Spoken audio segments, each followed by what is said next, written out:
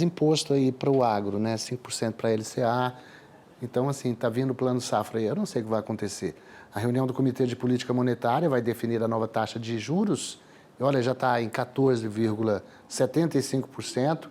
Os diretores do Banco Central debatem a conjuntura hoje e amanhã, e no final do dia de amanhã divulgam a decisão final.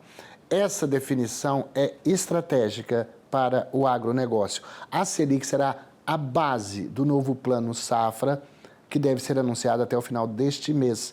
Quem fala com a gente das implicações é o advogado tributarista, nosso consultor aqui, o querido Leonardo Hüsler. Bom dia. Muito bom dia a toda a nossa equipe, nossos ouvintes, Carol, Valteno. Esse assunto aí que está pegando bastante, né? E transcende muita coisa aí por conta do Plano Safra, né, Valteno? É verdade. É. Seja bem-vindo, Hüsler. Comenta pra gente então, né? O que a gente pode esperar aí dessa reunião?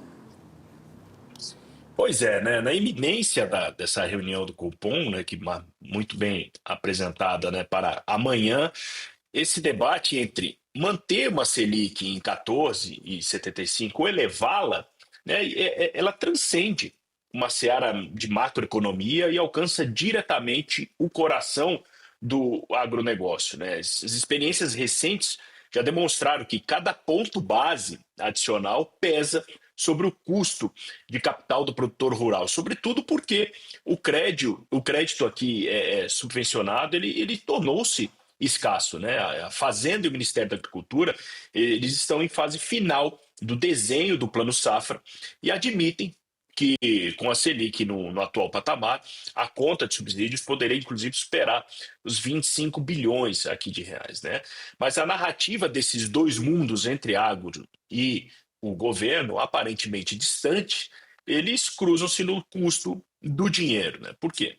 Se a taxa básica ficar onde está, o banco ele poderá ofertar linhas de custeio a juros pouco menores que os atuais, ainda elevados, mas toleráveis para quem precisa pagar a semente, diesel, adubo e inclusive seus fertilizantes, né? Agora, se o Copom apertar mais um 0,25 ponto base, a conta ela crescerá de imediato, né?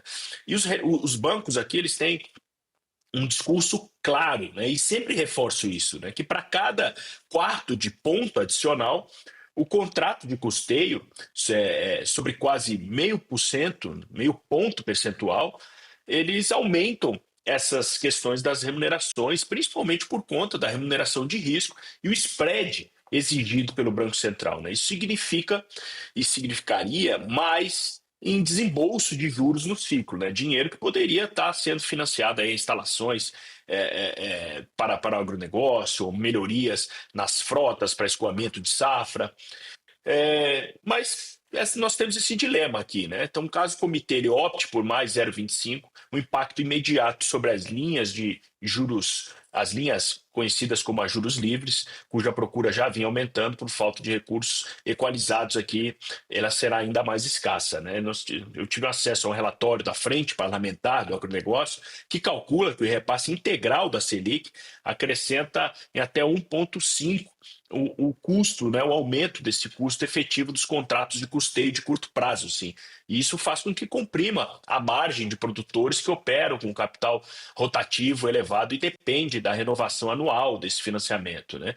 E para investimentos de ciclo longo, e aqui podemos citar quem tem máquinas, armazenagens, irrigações, o problema é ainda mais agudo, né? Com uma taxa pré-fixada normalmente na contratação, o produtor corre o risco de ficar preso a juros mais elevados, né? Então, sobre a ótica fiscal, o dilema do governo é evidente, né? Elevar a equalização para segurar as taxas do Plano Safra, que exigem espaços no orçamento, né? Manter o volume de subsídios constante significa concordar com juros nominais mais altos, principalmente para a Pronampe e outros programas, né?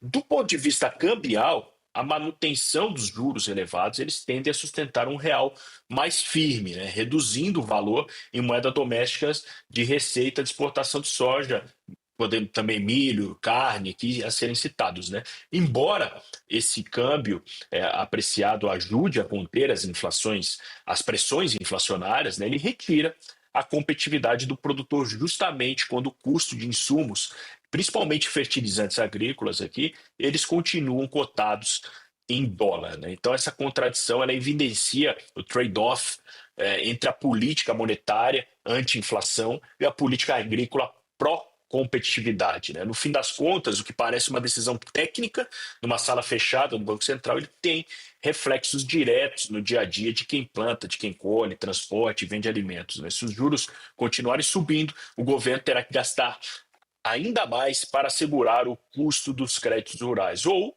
então aceitar que os financiamentos fiquem mais caros e menos acessíveis à população, né? E aí muita gente vai começar a pensar se vale a pena investir ou até mesmo plantar.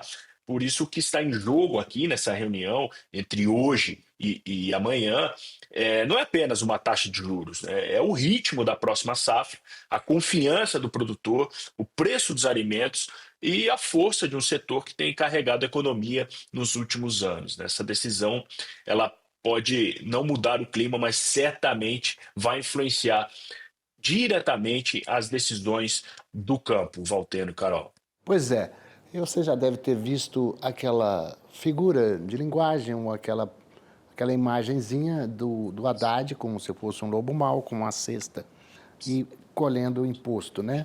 Porque você vai... o IOF vai ser derrubado, a Câmara já votou a urgência, mas tem uma medida provisória aí aumentando 5% aí enfim, dos financiamentos para o agro, que chama aquelas o quê?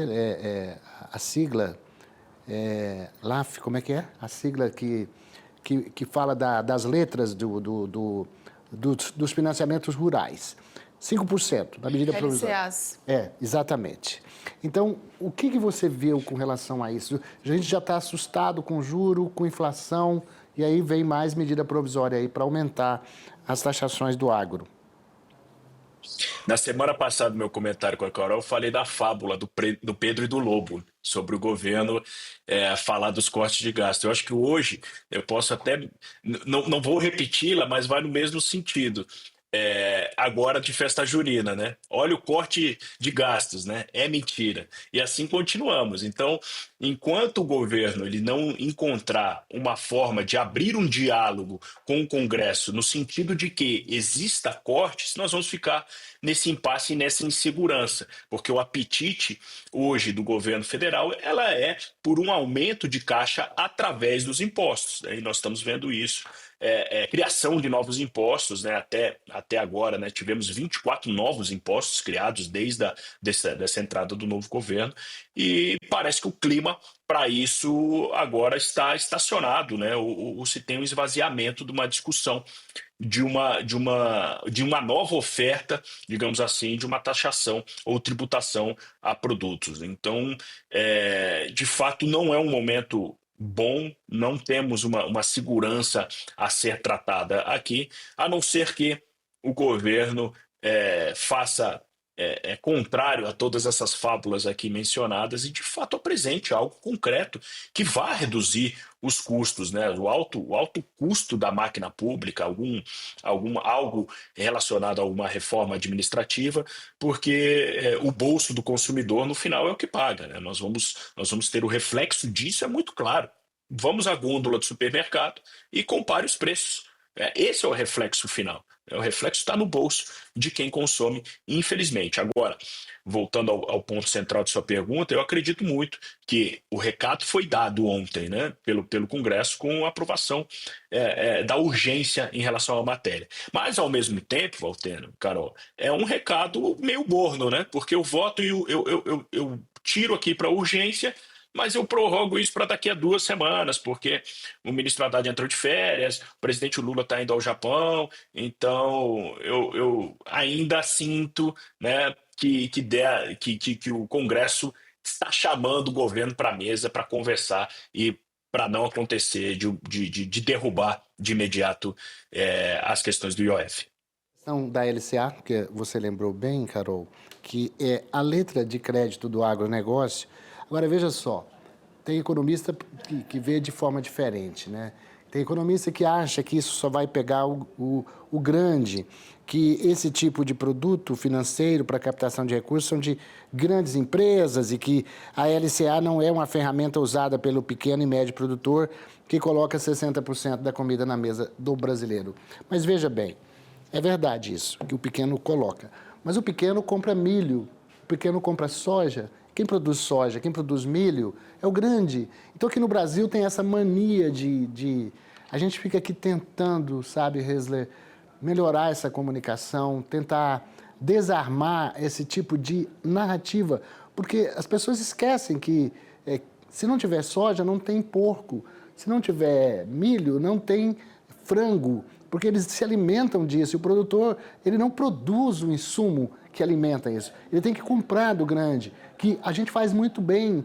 Então ficam nessa tentativa de dividir, de rachar as pessoas ao meio e também as cabeças das pessoas.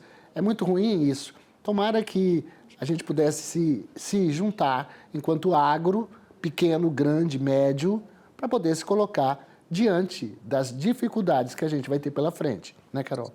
Com certeza, né? E mais do que isso, Valtênio e Carol, também, desculpa, só para finalizar, as questões da LCA, um ponto importantíssimo, que 70% do que é arrecadado a título de investimento de LCA vai para onde? Vai para as questões de subsídio do Plano Safra. Então, se eu estou tributando, a tendência é de que ocorra gradativamente um esvaziamento de quem hoje investe na LCA. Consequentemente, eu tenho menos dinheiro entrando para eu colocar no Plano Safra. E aí o governo vai ter que tirar da onde para cumprir com tudo isso aí? Essa é a pergunta que fica. Então, eu estou colocando uma armadilha para eu mesmo cair no curto prazo. Leonardo, então vamos acompanhar com atenção a reunião do Banco Central. Certamente você volta aqui depois para comentar. A visão geral dos economistas é de uma manutenção da taxa, que vai estar 3% maior do que a do ano passado, na época do Plano Safra. Obrigado pela sua participação aqui. Eu que agradeço, muito obrigado, Carol, Valtênio, desculpa. Caroteno. Deu um trava-língua aqui, tentei juntar os dois nomes aqui. Caroteno é uma enzima também, se não me engano. É um elemento que encontra na fruta. Calteno ou Vauro. Hesler, obrigada. Eu vou treinar e na próxima eu venho com uma pronta aí. Tá bom. Boa. Hashtag. Obrigada, tchau, tchau.